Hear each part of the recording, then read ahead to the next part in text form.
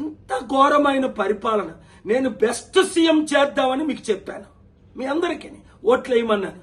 ఆయన worst CM అయిపోయాడు ఈ 2 సంవత్సరాల్లో. చదువుతుంటే ఆశ్చర్యం కలుగుతుంది. ఊహకు అతీతంగా సర్వనాశనం అయిపోయింది. ఇప్పుడు 400 కోట్లు ఖర్చు పెట్టి ఈరోజు రేపు సమిట్ వాళ్ళ తమ్ముడికి ఇన్ఛార్జ్ పెట్టారట. 6,000 మంది పోలీసు బృందం అట. ఈ సమిట్కి ఎవడొస్తున్నాడు? 200 దేశాల ప్రెసిడెంట్లు ఒక్కడైనా వస్తున్నాడా? 3,000 మంది బిలియనీర్లో ఇన్వెస్టర్ ఒక్కడైనా వస్తున్నాడా? ఇదిగో మన ఇండియాలో దోచుకునే వాళ్ళు ఉన్నారు కదా, వాళ్ళు వస్తున్నారు.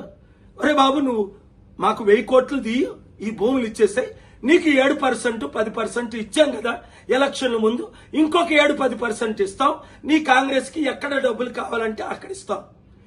ఏ డీల్స్ జరుగుతున్నాయి? రుజువులతో కోర్టులో శుక్రవారం కేసు వేశాను. ఇంకా 17 కేసులు అతి త్వరలో వేయబోతున్నాను. ఆయన మార్పు చెందితే అభివృద్ధి చేద్దాం, మార్పు చెందకపోతే దేవుని ఉగ్రత, ప్రజల ఉగ్రత, ముఖ్యంగా నిరుద్యోగులారా రండి కలిసి పనిచేద్దాం.